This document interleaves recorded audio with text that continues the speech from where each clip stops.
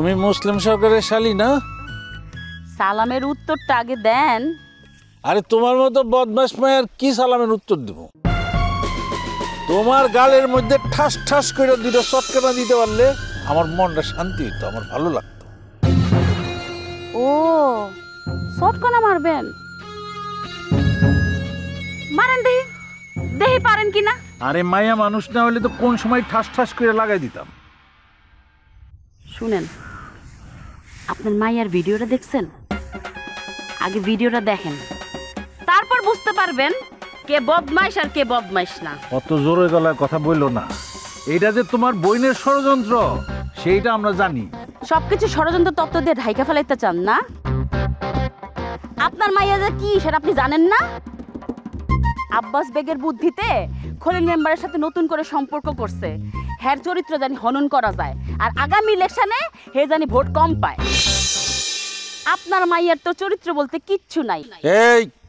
এই করেন না। আর এ চাইতাছে যেন খলিল মেম্বারের চরিত্রটা নষ্ট করা যায়। আর আপনি বাপ হইয়া সি সি সি সি মাইয়ারে এই কাজে আগায় দিয়া রাখছেন। এই মাইয়া, তুমি কথাবার্তা কি কইতেছো বুঝতেছো?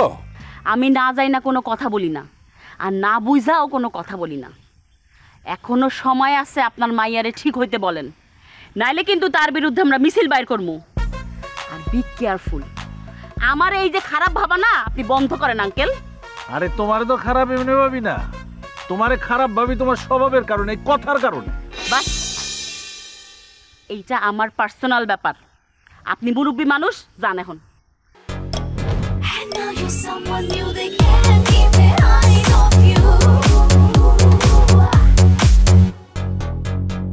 আপনার সাথে আমি আর কোনো বেয়াদবি করতে চাই না, যান।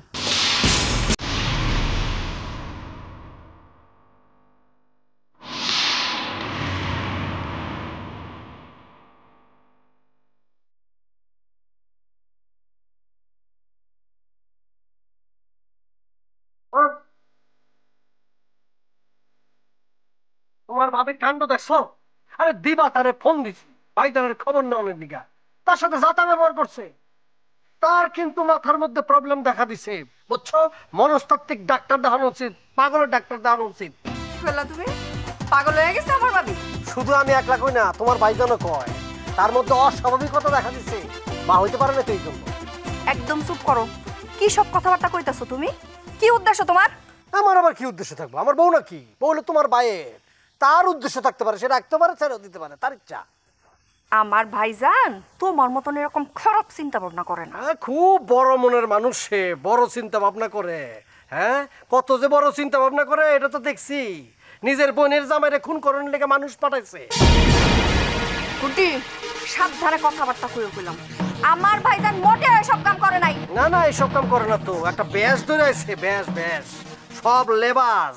যত বড় মনের মানুষ মনে করতেছ তত বড় মনের মানুষ সে না, ক্ষুদ্র মন মানসিকতার মানুষ। সব বাড়ি যাবো গা। ফলের বিড়াল কিছুদিনের মধ্যে বাড়িতেছে। থলের বেড়াল কার বাইর হয় খালি দেখো, কয়টা দিন অপেক্ষা করো।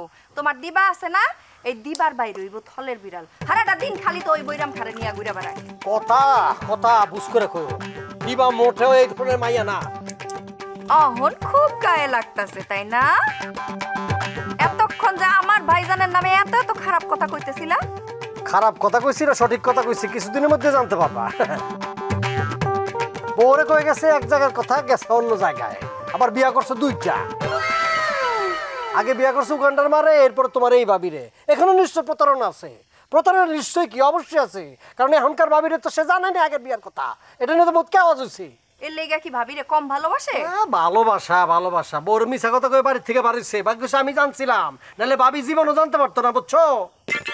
তুমি তো কইছো একটা উদ্দেশ্য নিয়া, কইছো যাতে ভাইজান আর ভাবির মধ্যে একটা আস্থাহীনতা তৈরি হয়, তাকে ভালোবাসা নষ্ট হয়ে যায়। অসাধারণ সুন্দর ব্যাখ্যা দিছো, একদম ইন্টেলেকচুয়াল লেডি বুদ্ধিজীবীর মতো। খুশি হয়েছি তোমার ব্যাখ্যা শুনে। ভালো ভালো। জায়গা এখন বাইরে গিয়ে ঘুরে আহি। বাইরে যাইবা মানে? কি করুন? কই যাইবা?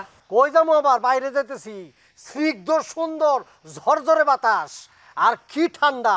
আর এইখানে তো 50 ডিগ্রি, ঘরে গেলে তো 100 ডিগ্রি। মইরা হুটতে যাবো গা। আয় খারাও। কি হঠাৎ কইরা আমারে কেন তো অপছন্দ হওয়া শুরু হইলো? হ্যাঁ, তোমার কপাল ভালো। কপালটা ভালো যে তুমি ফ্রিজও না টেলিভিশনও না। ফ্রিজ টেলিভিশন হলে কবে বদলে ভালোইতাম। আজকে তোমার বাড়িতে ঢোকা শেষ। তুমি যেই কথা কইছো, তুমি আজকে খালি বাড়িতে ঢুকো, দেখো কি হয়। বকুলপুর টিভিতে প্রচারিত হওয়ার পূর্বেই সম্পূর্ণ নতুন এপিসোড দেখুন শুধুমাত্র দীপ্ত প্লেতে।